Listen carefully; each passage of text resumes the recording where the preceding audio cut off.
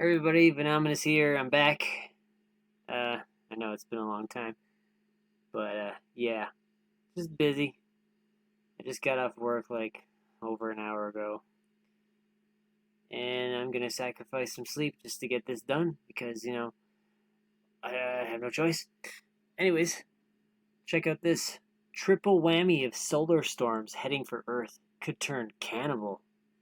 Interesting choice of language. It's like when they get the grid down, what do they expect you to do? Well, eat each other, of course. So yeah, just some fun media stuff here. A trio of solar storms are heading to Earth and could hit with a 1-2-3 punch. There's your 1-2-3 symbolism. Tomorrow, which is actually now because it's it's after midnight, December 1st, baby. Potentially disrupting radio and satellite communications, but also causing some impressive aurora in the night sky. All three are caused by coronal mass injections, CMEs, balls of super hot plasma fired into space when solar flares erupt from the sun's surface. But they could also combine to form a cannibal CME, sparking an even stronger geomagnetic, storm. The biggest CME, expected to hit around lunchtime tomorrow, was caused by an M-class flare on Wednesday.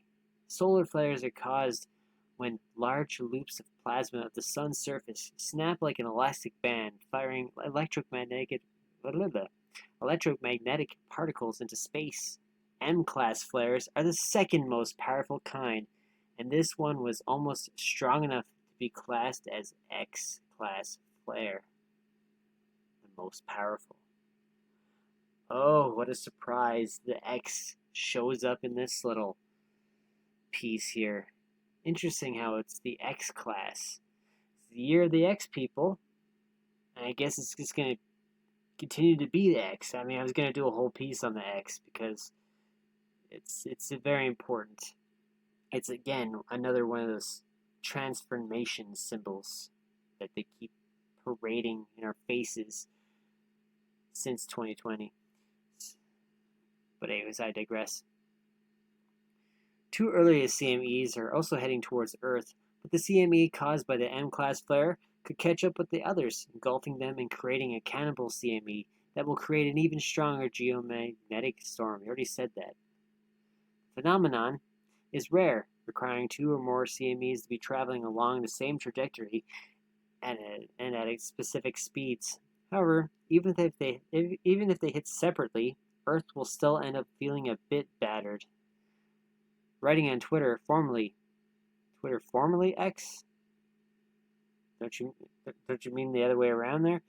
Space weather physicist Tamitha Skov said, "A direct hit. The impressive solar storm launched in the Earth strike zone has been modeled by NASA." Yes, we love when NASA models things. Let's go over to NASA real quick. Cannibal CME. I thought maybe it was just made up crap on just the article there, but no, they actually call it that on NASA. And what do you get from NASA? You get a bunch of computer animation illustrating an artist's concept of coronal mass injections, because you wouldn't want to see the real thing, because maybe they just can't provide that, but that's neither here nor there. Oh, lovely fake images. Anyways, just thought that was funny. Now, we were talking about triple. Something else came up in the news with the word triple. What could that be? What we know about the risk of a triple-demic this respiratory virus season. Are you excited? Let's see. It's difficult to know how any respiratory virus season is going to shake out, but if I had to bet, the house, Matthew Miller, MM33, sees a somewhat more intense season than what we're used to pre-pandemic. The situation now isn't what it was a year ago, when lineups at children's emergency departments snaked out the doors and parents resorted to furtive cross-border trips to stock up on children's Tylenol during a months-long shortage of kids' fever relievers. Of course, the fever is the body's natural way to fight an infection, so of course what you want to do is cut out the fever, right? Because that's the best way to fight illness. But I digress. Let's move on. Last year's RSV, the respiratory syncytial virus, it's got the sin in there, season peaked unusually early, with infections shooting up beginning in September, after a near total disappearance during earlier days of the pandemic, when measures in place to curb COVID's spread also led to relatively little circulating RSV activity. RSV is currently on the high end of normal, said Miller, and despite an earlier spike last year, those lines are starting to meet now. It wouldn't be crazy to think that we're going to have a more intense respiratory season than usual, said Miller, director of McMaster University, Michael G. DeGroote Institute for Infectious Disease Research. To get a sense of what winter might bring in the form of any viral onslaught, experts look to the southern hemisphere, which experiences their respiratory seasons over our summers. Australia has some of the best data for monitoring the triple-demic RSV, influenzas, and COVID-19. Australia saw an earlier than normal start to its flu season and higher than pre-pandemic levels of infection, Miller said, as well as above seasonal norms for RSV. One recent study suggests COVID-19 infections may have been a driving force for the 2022 surge in RSV infections among children 5 and under, possibly because of the effects of SARS-CoV-2 on child's immune and respiratory systems. In Canada, flu is increasing, but is within its expected levels for this time of year, according to the Public Health Agency of Canada's latest respiratory disease surveillance report. Gets pretty boring. But yeah, speaking of viruses, what else popped into the news recently? A new swine flu of mystery origin, as experts fear it has been spreading for weeks. Ah, swine flu. Swine flu's back in town, baby. Of course, swine flu is actually a bird flu. If you check your history, I'll explain some of that in a bit. Health officials have been left baffled by the case of a patient in Yorkshire with a new strain of swine flu, despite apparently not working with pigs. Did you have any encounters with the police lately? On Monday, the UK Health Security Agency revealed that an individual had tested positive for the H1N2, the sequel to H1N1, a strain never before seen in humans in the UK. The virus is different to the H1N1 strain that caused the flu pandemic of 2009. Ah, yes, that was a classic. The UK HSA said the patient experienced a mild illness and has fully recovered. The source of their infection has not yet been ascertained and remains under investigation. However, an investigation by Mail Online suggests the individual did not work with pigs. It is revealed the patient first saw their GP with cold-like symptoms. It's interesting that they say cold-like symptoms. Usually it's always flu-like symptoms, but today we get cold-like symptoms. For a flu. Go figure. On November 9th, but only received their results on November 23rd, potentially exposing unknown numbers of others to the virus in between. There have only been 50 cases of H1N2 swine flu in humans since 2005, with no evidence of human-to-human transmission, although the latest case appears to be genetically unrelated to other cases. Now, look at this image here they chose to pick. They picked. We're talking about the swine flu, but the vaccine they're showing is, for one thing, it hasn't been released to the public. It's been fast-tracked. They're working on it. Is H5N1, which is an avian flu virus vaccine. Interesting they would choose that. when they're talking about the swine flu. But some experts are worried the virus could have been spreading undetected for weeks. It is entirely possible that it has been spreading in that time, said University of Reading microbiologist Dr. Simon Clark, speaking to Mail Online.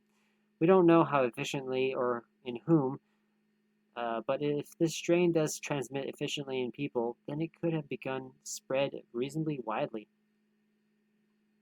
And we want to continue reading. All right. Professor Gary McLean, an immunologist at London Metropolitan University, added, symptoms do not appear to be very severe, and the outbreak is not expected. It's never expected, though, is it? What is likely to be more concern is how this individual in Yorkshire acquired the infection, as there had been no contact with pigs. This suggests transmission via another human, and therefore a much larger number of infections than currently known. The H1N1 swine flu that sparked the 2009 pandemic is now one of many seasonal flu viruses circulating each winter and can be spread between people. Symptoms include a headache, aching muscles, chills, sneezing, runny nose, and vomiting. Like in humans, swine flu increases during the autumn and winter months, increasing the chances of those working with the animals to catch the virus. However, it is rarely deadly and does not usually spread easily between humans. Professor James Wood, an infectious disease epidemiologist from University of Cambridge, told Mail Online the sample was reported to have been collected on November 9th, now 2.5 weeks ago, from an individual who had no contact with pigs. I can't stress it enough. He didn't contact pigs. He didn't call them. He didn't visit them. He didn't work with them. He didn't touch a pig. Pig didn't touch him, and etc., etc. If this is correct, then it's highly likely that a number of other people had also been infected. Well, there's people that are known to be kind of piggish, so maybe that's why they were piggers. For most people, swine flu is now a mild infection and generally lasts around a week. The main symptoms are, I don't care. However, pregnant women, children under 5, people over 65, and those with underlying health conditions are more at risk of complications if they become infected. Earlier this year, the government brought forward the start of the winter flu vaccination program, thanks to the double whammy of a new COVID variant, pyrola, also known as the penis variant. If you look up the meaning of the Gaelic word pyrola. Anyways, I digress. And a resurgent strain of the H1N1 swine flu. Swine flu has been circulating at high levels in recent months during Australia's winter season, which often serves as an indicator of the viruses that will affect the Northern Hemisphere. And that's all for this article. A quick little history lesson with the swine flu. The swine flu is the bastard child of the great Spanish flu of 1919. Yes. Where is it? Head down. Where is it?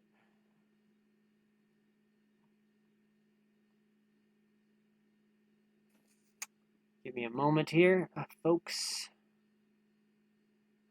All right. According to the H1N1 virus pandemic history, a 2008 study discussed the evolutionary origin of the flu strain of swine origin. According to this study, the phylogenetic origin of the flu virus that caused the 2009 pandemic can be traced before 1918, and around 1918, the ancestral virus of avian origin, avian is meaning bird, crossed the species boundaries and infected humans as human. Infected humans as human, H1N1. The same phenomenon took place soon after in America, where the human virus infected pigs. The H1N1 swine strain, which later became known as swine flu. Genetic coding H1N1 shows it is a combination of segments of 4 influenza viruses, forming a novel strain. North American swine, 30%, just over 30%, pig origin. North American avian, just under 35%, bird origin. Human influenza strains, 17.5%, and Eurasian swine, 17.5% pig origin. Quadruple genetic reassortment, co-infection with influenza viruses from diverse animal species. Well, at least it's being diverse. Due to co-infection, the viruses are able to interact, mutate, and form a new strain, which hosts have variable immunity. New events of reassortment were not reported until 1968, when the avian strain H1N1 infected humans again. This time, the virus met the strain H2N2, and the reassortment originated the strain H3N2. The strain has remained as a stable flu strain until now. The mid-1970s were important for the evolution of flu strains. First, the re-emergence of the human H1N1 strain became a seasonal strain. Then, a small outbreak of swine H1N1 occurred in humans. And finally, the human H2N2 strain apparently became extinct. Around 1979, the avian H1N1 strain infected pigs and gave rise to Euroasiatic swine flu and H1N1 Euroasiatic swine virus, which is still being transmitted in swine populations. The critical moment for the 2009 outbreak was between 1990 and 1993, a triple reassortment event in a pig host of North American H1N1 swine virus. The human H3N2 virus and the avian H1N1 virus generated the swine H1N2 strain. In 2009, when the virus H1N2 co-infected the human host at the same time as a Euroasiatic H1N1 swine strain, a new human H1N strain emerged, which caused the 2009 pandemic. You get it yet? That's not confusing at all. Swine flu spreads very rapidly worldwide due to its high human-to-human transmission rate and due to the frequency of air travel. Yes, filthy air travel. You little flying petri dishes, you filthy animals. Anyways, so yeah, Spanish flu. So, I've covered this before, early on in 2020. I don't remember which video it is, but I've talked about all the previous pandemics of flu have all actually been avian origin to some extent. You got your Spanish flu of 1918, that pandemic. That was the big one. Then you had an Asian flu. It was the H2N2 pandemic of 1957 to 1958. Then you had your Hong Kong flu of 1968 to 69. Then you had your 1977 Russian flu. And then your 2009. And then it's been, and then there's this, I don't know, that's just your typical seasonal flu, which they included in this chart for some reason. Major modern influenza pandemics. But yeah, they all had all flus typically have an avian origin to them. All the ones that were pandemic material, we're going by the script, folks. We're not going to question it. This is all facts. Facts from Wikipedia. That's where I get the facts. But enough swine flu. Let's talk about another swine to end this on a happy note. A famous swine passed away. Oh, great. White screen. A famous swine you may know has passed away. Henry Kissinger, former secretary. Oh, now it's black screen. Former secretary who shaped decades of U.S. policy, dies at 100. Henry Kissinger, the toweringly influential little fat man, former Secretary of State, who earned a reputation as a sagacious diplomat, but drew international condemnation and accusations of war crimes for his key role in widening the American presence in Vietnam and the U.S. bombing of Cambodia, died Wednesday. He was 100. Kissinger consulting firm announced his death, saying he died at his home in Connecticut. No cause was given. Interesting. A Jewish refugee from Nazi Germany reached the pinnacle of the American political establishment and in turn became an unlikely household name. He was Secretary of State and National Security Advisor under two Republican presidents, Richard Nixon and Gerald Ford. Ugh. I'm ready for bed. And advised powerful leaders in both American political parties for decades. He came to be seen as one of the leading diplomats and international relations intellectuals of the 20th century, an exponent of realpolitik who orchestrated the normalization of relations with China and helped ease tensions between the U.S. and the Soviet Union. I mean, I don't know. The timing of this guy's death and all the crazy things with the war and all this triple demics and triple cannibalistic CMEs. It's just, fits it right in with all the way they do things. Time for the show to begin. Cue the signal by the death of their great peace negotiator, philanthropist, piece of garbage. Anyways, he was also one of the most singularly reviled public figures of his age, one whose legacies is inextricably bound up with bloodshed around the world. In the eyes of his critics, he was synonymous with the brutality of American power and some of the costliest foreign policy decisions in modern history. Kissinger's detractors denounced him for the central role he played in expanding U.S. military involvement in Vietnam, bringing a wide-scale bombing campaign to Cambodia, and supporting brutal regimes in Argentina, Chile, Indonesia, and Pakistan.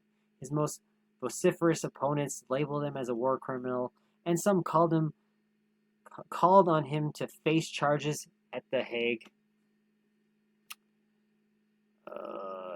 In academia and politics, Kissinger strove to project the myth of being a non-nonsense, half-European realpolitiker capable of explaining to naive America how to behave on the international stage, according to Mario Del Perro, who wrote the 2009 book The Eccentric Realist Henry Kissinger and the Shaping of American Foreign Policy.